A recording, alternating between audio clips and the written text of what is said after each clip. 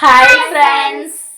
இன்னைக்கு கோயிலுக்கு கிளம்பிட்டோம். கோயிலில் தீர்த்தம் வருது. இன்னைக்கு ஞாயிற்றுக்கிழமை இல்லையா, அதனால கோயிலில் தீர்த்தம் நிறையா வந்துக்கிட்டே இருக்குதாம்மா. காலேருந்து போகவே இல்லை, இப்போ தான் போகிறோம். வாங்க போய் பார்க்கலாம். லைக் பண்ணுங்க, ஷேர் பண்ணுங்க, சப்ஸ்கிரைப் பண்ணுங்க.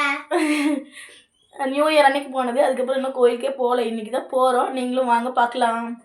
கோயில் கிளம்பியாச்சுங்க. கோயில் வந்து எங்கள் வீட்டிலேருந்து 2 ஸ்ட்ரீட் தள்ளி தான் இருக்குது.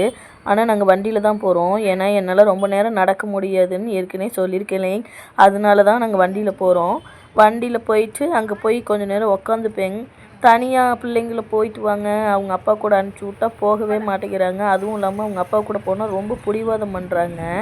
அதை வாங்கித்தாங்க இதை வாங்கித்தாங்கன்னு சொல்லி ரொம்ப ராவடி பண்ணுறாங்க. அதனால அவங்க அப்பா நீயும் வா, நீ வந்து உக்காந்துக்கோ அப்படின்னு சொல்லி என்னையும் கூப்பிட்றாங்க. அதுக்காக தான் எங்கே போகிறதுனாலும் நான் போக வேண்டியதாக இருக்குது.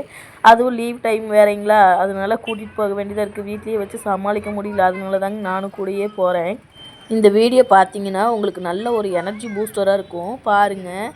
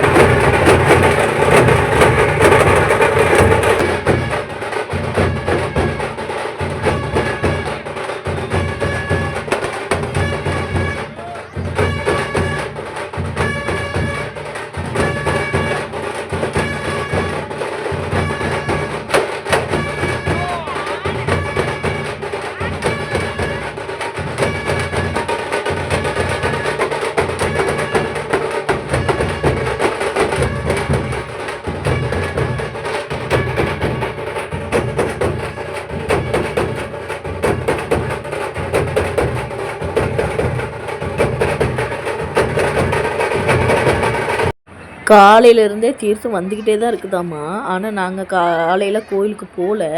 நைட்டு 8 மணிக்கு தாங்க போனோம். நாங்கள் போனப்போ பார்த்தீங்கன்னா தீர்த்தம் உள்ளே போயிருச்சு. சரின்னு வெயிட் பண்ணோம், இன்னும் தீர்த்தம் வருதுன்னாங்களா, சரி பார்க்கலாம், அம்மா பார்த்துட்டு போகலாமான்னு பிள்ளைங்களாம் சொன்னாங்களா, அதனால தான் வெயிட் பண்ணிக்கிட்டு இருந்தோம்.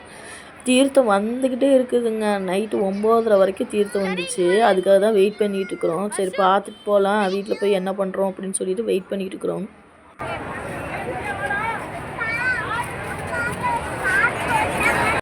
இந்த பந்தல் போட்டிருக்காங்க பார்த்தீங்களா, அங்கே தான் வந்து அன்னதானம் கொடுக்குறாங்க. எல்லாம் லைனில் நின்றுக்கிட்டு இருக்கிறாங்கங்க.